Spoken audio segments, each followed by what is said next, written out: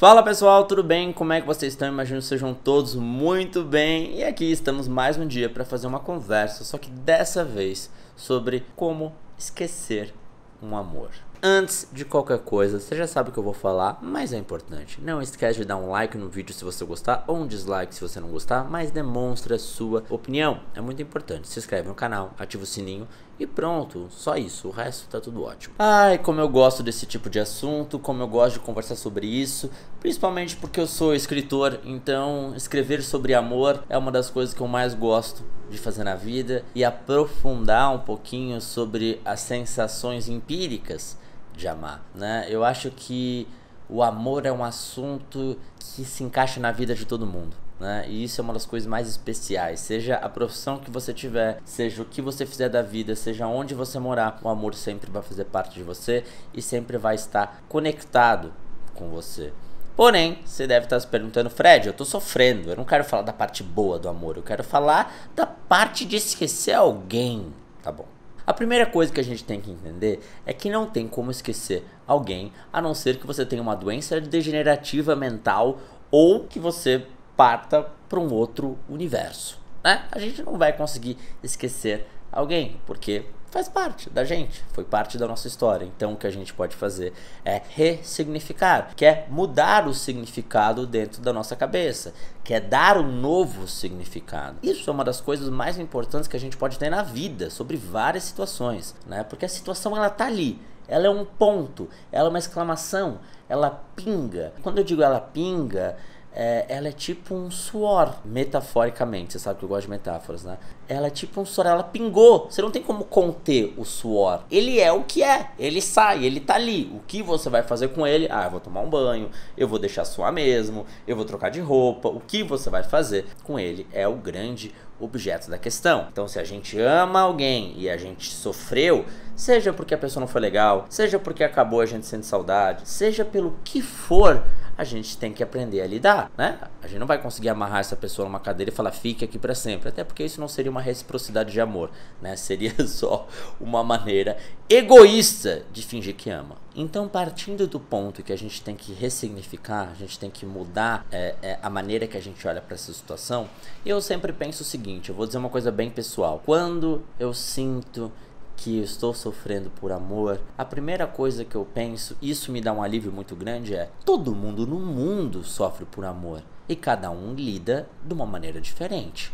E qual será a melhor maneira de lidar? E dentro do que eu sempre olho, e olho que eu viajei bastante, então eu sempre conversei com pessoas sobre amor, sim, eu pergunto às vezes para elas, a melhor maneira é a gente encarando. Para encontrar a luz, metaforicamente, a gente vai ter que dar um mergulhinho na sombra, a gente vai ter que entrar, olhar o que está acontecendo, para depois a gente conseguir sair. As pessoas acham que fugir das coisas é solucionar, não há como fugir. Muita gente quer esquecer botando outras informações em cima, mas isso é só tampar o sol com a peneira, jogar debaixo do tapete, seja a metáfora que for.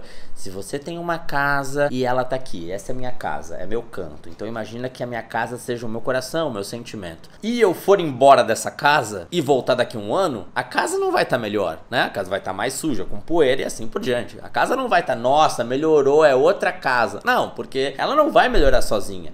Eu preciso olhar para casa e falar, tá bom, vamos lá, o que eu preciso jogar fora, o que eu preciso arrumar, aonde eu tenho que tirar poeira, vamos lá, eu preciso enfrentar. Por isso que as pessoas que enfrentam, não tem aquele clichê muito grande de quando tem um término de uma relação, tem gente que vai curtir, e aí dá 2 meses, 3 meses e volta com saudade. Por quê? Porque não curou aquele sentimento, porque não olhou com a profundidade que deveria, porque não enfrentou, porque não absorveu o que tinha que absorver.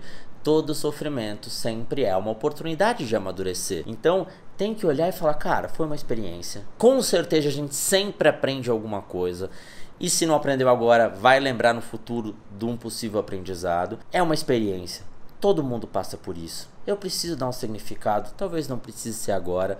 com o tempo, dê tempo ao tempo. Talvez eu me feche um pouquinho a sentimentos, isso faz parte no início, porém não é um estilo de vida, é alguma coisa que eu vou ressignificando e melhorando com o tempo. Acontece que não tem segurança ao amar. Quando a gente ama, a gente olha para aquele amor subjetivamente e fala, como se fosse um subtexto. Sabe o que é um subtexto? Subtexto é o seguinte, é uma curiosidade legal. Quando eu comecei a fazer o teatro, e aí eu fui fazer a peça, aí tinha um diretor, tal, todo mundo, e eles me ensinaram o que era subtexto. Subtexto é quando eu falo alguma coisa, tipo assim, eu te amo muito, essa é a frase, mas o subtexto é de raiva. Então você olha assim, eu te amo muito, mas com um olhar de raiva. Então o subtexto é a emoção ali, não necessariamente o que você tá falando. Quando a gente tá escolhendo amar, a gente está olhando para aquela situação como subtexto e falando assim, eu vou amar, vai ser uma das coisas mais maravilhosas, tem possibilidade, mas tem risco, como tudo na vida. E esse risco pode acontecer. Eu posso ter um sentimento maravilhoso, porém esse sentimento pode acabar. Isso vai gerar um sofrimento e eu tenho que estar preparado para isso acontecer, como tudo na vida. Né? Como tudo na vida, se você vai investir dinheiro num lugar, não tem como você chegar pro economista e falar assim, eu quero investir muito dinheiro, eu quero ter muito lucro, mas não quero risco. Não tem como, eis a vida, eis a escolha. Amar é um risco, amar é entregar o coração e confiar que aquela pessoa vai saber valorizar e você vai saber reconstruir seu coração quando terminar, porque um dia vai acabar, um dia vai acabar, talvez porque a pessoa não quer mais, porque um faleceu, porque foi embora, porque terminou o casamento, e a gente tem que estar ciente que isso pode acontecer. Eu não acho que a gente tem que estar preparado, porque se a gente estiver preparado nesse sentido, a gente sempre vai estar ali, pode acabar, pode acabar. Eu acho que tem que acreditar, mas tem que estar ciente que pode acontecer. É que preparado me parece sempre uma coisa assim, tô preparado. E aí você perde o prazer do momento, sempre pensando, é quase uma ansiedade do futuro, né? Ansiedade no fato é futuro, mas enfim, é sempre uma conexão com uma possível catástrofe. Então eu gosto eu tô ciente, mas não quero estar preparado não. Né? Porque também se eu tô preparado, tô desconectado do presente. Entendeu o que eu tô querendo dizer? Então quando a gente escolhe amar, a gente assina um termo de subtexto falando, cara, eu tô amando, tô feliz, mas sei tudo que pode acontecer. E quando acontecer, eu vou ter que olhar da melhor maneira possível. Porque não adianta olhar e ficar, ai meu Deus, o mundo acabou, eu não sei o que fazer, e agora? Calma, todo mundo passa por isso. Vamos olhar com calma, vamos ter paciência, sofre um pouquinho, faz parte do amor. A arte de amar gera também uma arte natural da vida. Então, aceite o todo, vai conseguir se recuperar, vai dar tudo certo. Vamos ter paciência, olha com carinho, pensa em quantas pessoas não passaram por isso na humanidade.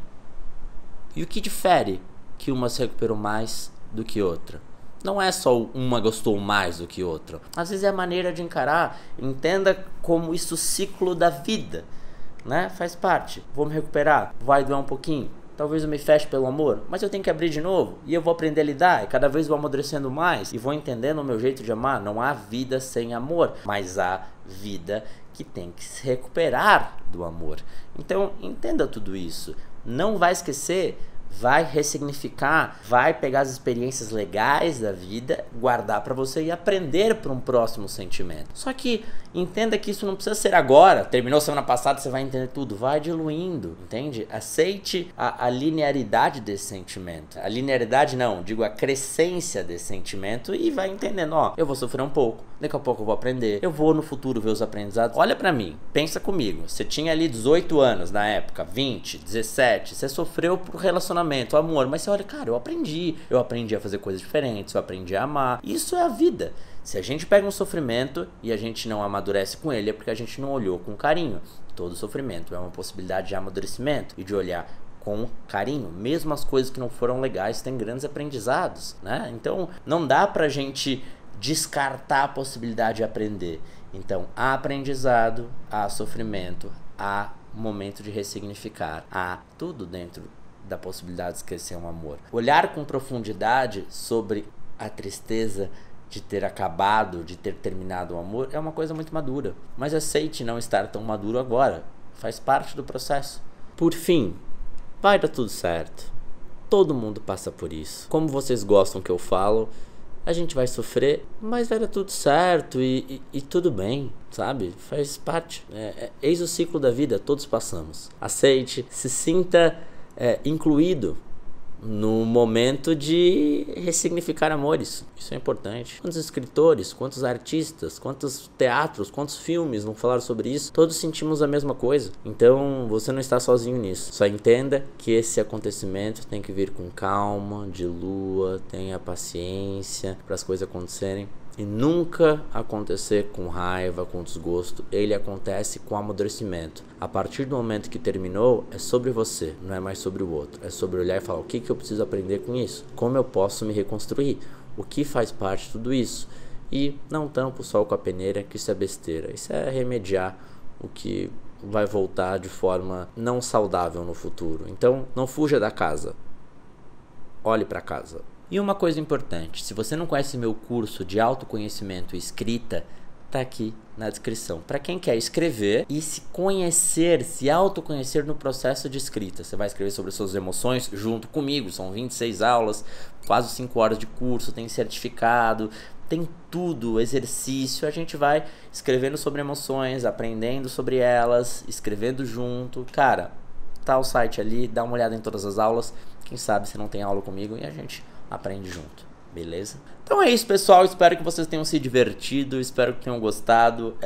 Eu adoro falar sobre esses assuntos, porque como eu escrevo sobre eles constantemente, né? Se você não me conhece, eu sou escritor, mas se você já ficou até o final desse vídeo, eu acho que você me conhece, ou talvez não também, e tá tudo bem.